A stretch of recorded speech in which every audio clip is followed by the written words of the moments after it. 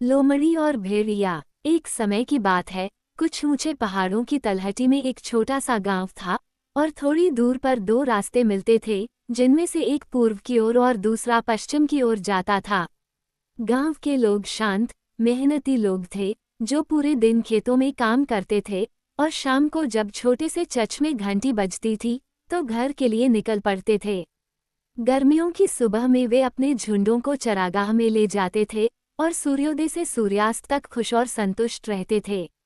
एक गर्मियों की रात, जब पूरा चांद सफेद सड़क पर चमक रहा था, एक बड़ा भेड़िया कोने से दौड़ता हुआ आया। मुझे निश्चित रूप से अपने घर वापस जाने से पहले एक अच्छा भोजन अवश्य प्राप्त करना चाहिए, उसने अपने आप से कहा। लगभग एक सप्ताह हो गया है जब से मैंने कुछ भी खाया है, सिवाय टुकड़ों के। हालांकि शायद कोई भी मेरे शरीर को देखकर ऐसा नहीं सोचेगा।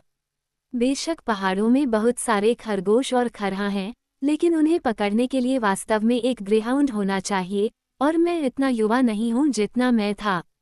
अगर मैं उस लोमड़ी को खा सकता जिसे मैंने 2 सप्ताह पहले देखा था, जो एक स्वादिष्ट बालों वाली गेंद की तरह मुड़ी हुई थी, तो मैं इससे बेहतर कुछ नहीं मांगूंगा। मैं उसे तब खा लेता, लेकिन दुर्भाग्य से उसका पति उसके बगल में लेटा हुआ था, और हर कोई जानता है कि लोमड़ी, बड़ी और छोटी, हवा की तरह भागती हैं।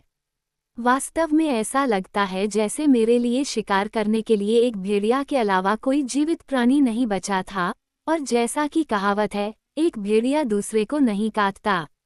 हालांकि आइए देखें कि यह गांव क्या पैदा कर सकता है। मैं एक स्कूल मास्टर जितना भूखा हूँ।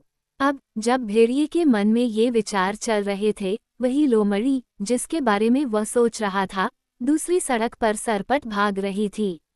आज पूरे दिन मैं गांव की मुर्गियों की चहचहाहट सुनती रही, जब तक कि मैं इसे बर्दाश्त नहीं कर सकी। वह बड़बड़ाते हुए बोली, जैसे कि वह मुश्किल से जमीन को छू रही हो। जब आप पक्षियों और अंडों के शौकीन होते हैं, तो ये सभी संगीतों में सबसे मधुर होता है। जैसे कि स्वर्ग में सूरज का होना निश्चित है, वैसे ही मैं आज रात उनमें से कुछ खाऊंगी, क्योंकि मैं इतनी दुबली हो गई हूँ कि मेरी हड्डियां हिल रही हैं, और मेरे बेचारे बच्चे भोजन के लिए रो रहे हैं। और जब वह बोल रही थी, तो वह घास के एक छोटे से मैदान में पहुंची, जहां 2 सड़कें मिलती थीं, और थोड़ा आराम करने और अपनी योजनाओं को पूरा करने के लिए खुद को एक पेड़ के नीचे फेंक दिया। इस समय भेड़िया आया। लोमड़ी को अपनी मुट्ठी में लेटे देखकर उसके मुंह में पानी भर आया, लेकिन जब उसने देखा कि वो कितनी दुबली पतली है, तो उसकी खुशी कुछ कम हो गई।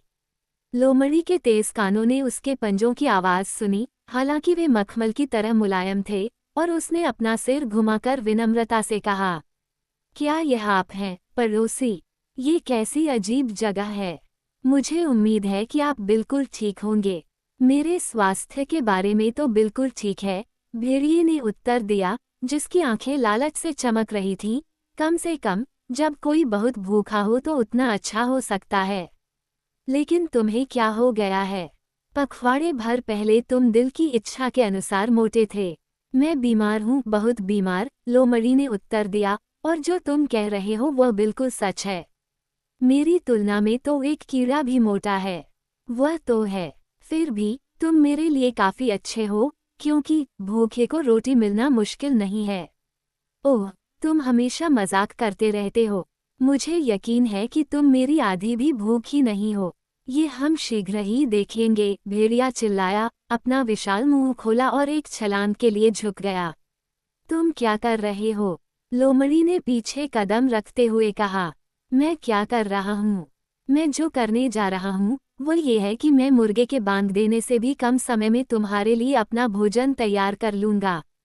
ठीक है, मुझे लगता है कि तुम्हें अपना मजाक समझ में आ गया होगा, लोमड़ी ने हल्के से उत्तर दिया, लेकिन भेड़िए से अपनी नज़र नहीं हटाई, जिसने एक ऐसी गुर्राहट के साथ उत्तर दिया जिससे उसके सारे दांत दिख रहे थे। मैं मजाक नहीं करना चाहता, बल्कि खाना चाहता हूँ।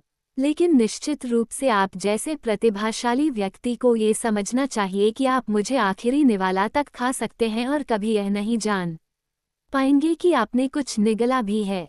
भेड़िए ने उत्तर दिया, इस दुनिया में सबसे चतुर लोग हमेशा सबसे भूखे होते हैं। आह, ये कितना सच है। लेकिन मैं तुम्हारे लेकिन और लेकिन को सुनना बंद नहीं कर सकता। भेड़िया ने अशिष्टता से कहा, चलिए मुद्दे पर आते हैं, और मुद्दा यह है कि मैं तुम्हें खाना चाहता हूँ, तुमसे बात नहीं करना चाहता। क्या तुम्हें एक गरीब माँ पर कोई दया नहीं आती? लोमड़ी ने अपनी पूंछ को आंखों के पास रखते हुए पूछा, लेकिन फिर भी वह आंखों से झांक रही थी। मैं भूख से मर रहा हूँ, भेड़िए ने दृढ़तापूर्वक उत्तर दिया। और आप जानते हैं, उसने मुस्कुराते हुए कहा, कि दान घर से ही शुरू होता है। बिल्कुल, लोमड़ी ने उत्तर दिया, मेरे लिए यह अनुचित होगा कि मैं तुम्हारे खर्च पर अपनी भूख मिटाने पर आपत्ति करूं। लेकिन अगर लोमड़ी बलि देने के लिए तैयार हो जाती है, तो माँ तुमसे एक आखिरी मांग करती है।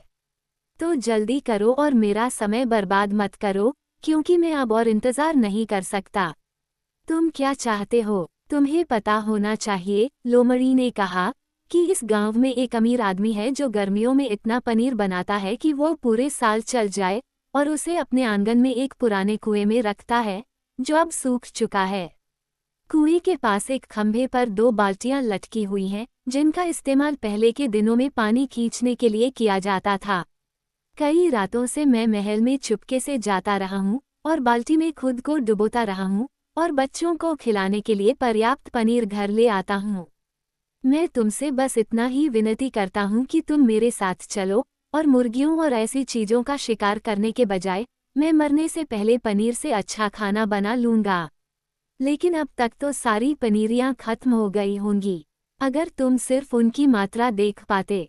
लोमड़ी हंसी, और अगर वे खत्म भी हो गए, तो भी खाने के लिए मैं हमेशा मौजूद रहूँगा। ठीक है, मैं आऊँगा। रास्ता दिखाओ, लेकिन मैं तुम्हें चेतावनी देता हूँ कि अगर तुम भागने की कोशिश करोगे या कोई चाल चलोगे तो तुम अपने मेजबान के बिना रहोगे, यानी मेरे पैरों के बिना, जो तुम्हारे पैरों जितने लंबे हैं। गांव में सब कुछ शांत था, और चांद की रोशनी के अलावा कोई रोशनी नहीं दिख रही थी, जो आसमान में चमक रही थी। भेड़िया और लोमड़ी धीरे धीरे आगे बढ़ रहे थे, जब अचानक वे रुक गए और एक दूसरे को देखने लगे। बेकन के तले जाने की खुशबू उनकी नाक तक पहुंची, और सोते हुए कुत्तों की नाक तक पहुंची, जो लालच से भौंकने लगे। भेड़िए ने फुसफुसाते हुए पूछा, क्या आगे बढ़ना सुरक्षित है? और लोमड़ी ने अपना सिर हिला दिया। जब तक कुत्ते भौंक रहे हैं, तब तक नहीं, उसने कहा। कोई ये देखने के लिए बाहर आ सकता है कि क्या कुछ गड़बड़ है। और उसने भेड़िए को संकेत किया कि वो उसके पास छाया में सिमट जाए। लगभग आधे घंटे में कुत्ते भौंकते भौंकते थक गए, या शायद बेकन खा लिया गया था और उन्हें उत्तेजित करने के लिए कोई गंध नहीं थी। फिर भेड़िया और लोमड़ी उछल पड़े और दीवार के नीचे की ओर भागे। लोमड़ी ने मन ही मन सोचा, मैं उससे हल्की हूँ, और शायद अगर मैं जल्दी करूँ तो मैं दूसरी तरफ की दीवार को कूदकर पार कर सकती हूँ, इससे पहले कि वह इस दीवार को पार कर जाए। और उसने अपनी गति बढ़ा दी। लेकिन अगर भेड़िया भाग नहीं सकता था तो वो कूद सकता था, और एक छलांग में वह अपने साथी के पास पहुंच गया। आप क्या करने वाले थे, कॉमरेड? ओह, कुछ नहीं, लोमड़ी ने उत्तर दिया, अपनी योजना की विफलता पर बहुत नाराज थी। भेड़िए ने कहा, मुझे लगता है कि अगर मैं तुम्हारी पीठ का एक हिस्सा काट लूं तो तुम बेहतर तरीके से कूद पाओगी। लोमड़ी बेचैनी से पीछे हट गई।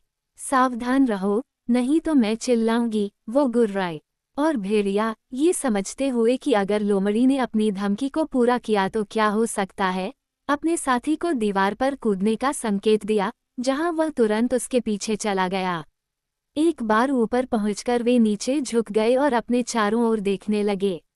आंगन में कोई भी प्राणी दिखाई नहीं दे रहा था, और घर से सबसे दूर कोने में कुआं था, जिसमें 2 बाल्टियां एक डंडे से लटकी हुई थीं, ठीक वैसे ही जैसे लोमड़ी ने बताया था। दोनों चोर दीवार के साथ साथ चुपचाप घसीटते हुए कुएं के सामने पहुंच गए, और अपनी गर्दन को जितना हो सके उतना आगे बढ़ाकर लोमड़ी यह समझने में सक्षम थी कि तल में बहुत कम पानी था, लेकिन इतना ही कि चांद की रोशनी उस पर पड़ रही थी, बड़ा, गोल और पीला। कितना भाग्यशाली, वह भेड़िए से चिल्लाई। यहाँ एक बहुत बड़ा पनीर है जो चक्की के पहिए के आकार का है। देखो, देखो, क्या तुमने कभी इतनी सुंदर चीज देखी है?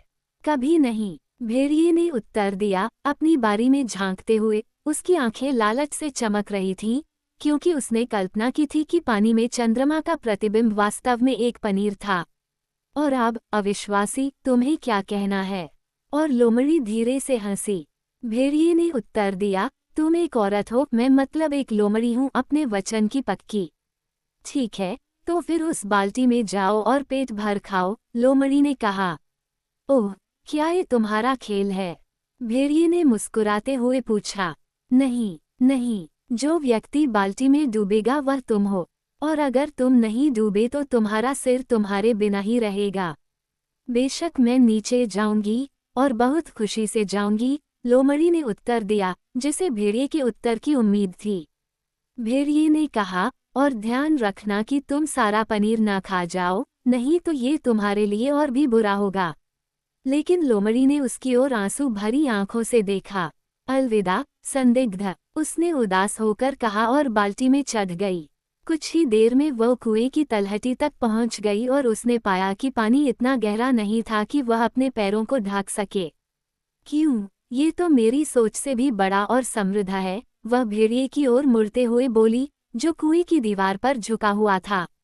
तो फिर जल्दी करो और इसे ऊपर ले आओ, भेड़िए ने आदेश दिया। मैं ऐसा कैसे कर सकता हूँ, जबकि इसका वजन मुझसे ज्यादा है? लोमड़ी ने पूछा। अगर यह इतना भारी है तो इसे 2 टुकड़ों में ले आओ, उसने कहा। लेकिन मेरे पास चाकू नहीं है, लोमड़ी ने जवाब दिया। तुम्हें खुद नीचे आना होगा, और हम इसे अपने साथ ऊपर ले जाएंगे। और मैं नीचे कैसे आऊं? भेड़िए ने पूछा। ओह, तुम सच में बहुत मूर्ख हो। दूसरी बाल्टी में जाओ जो तुम्हारे सिर के ऊपर है। भेड़िए ने ऊपर देखा और बाल्टी को लटकते हुए देखा, और कुछ कठिनाई के साथ वो उसमें चढ़ गया। चूंकि उसका वजन लोमड़ी से कम 4 गुना ज्यादा था, बाल्टी झटके से नीचे गिर गई, और दूसरी बाल्टी, जिसमें लोमड़ी बैठी थी, पानी के ऊपर आ गई। जैसे ही उसे समझ में आया कि क्या हो रहा है, भेड़िया क्रोधित भेड़िए की तरह बोलने लगा, लेकिन जब उसे याद आया कि पनीर अभी भी उसके पास बचा हुआ है तो उसे थोड़ी राहत मिली। लेकिन पनीर कहाँ है? उसने लोमड़ी से पूछा, जो मुस्कराते हुए उसकी कार्यवाही को देख रही थी। पनीर, लोमड़ी ने उत्तर दिया, मैं इसे अपने बच्चों के पास क्यों ले जा रही हूँ, जो अभी अपने लिए भोजन जुटाने के लिए बहुत छोटे हैं। आह, गद्दार, भेड़िया गुस्से से चिल्लाया। लेकिन लोमड़ी इस अपमान को सुनने के लिए वहां नहीं थी, क्योंकि वह एक पड़ोसी मुर्गी घर में चली गई थी, जहां उसने एक दिन पहले कुछ मोटी जवान मुर्गियां देखी थीं। शायद मैंने उसके साथ बहुत बुरा व्यवहार किया, उसने खुद से कहा। लेकिन लगता है बादल छाने लगे हैं, और अगर भारी बारिश हुई तो दूसरी बाल्टी भरकर नीचे डूब जाएगी, और उसकी बाल्टी ऊपर आ जाएगी, कम से कम ऐसा तो हो सकता है।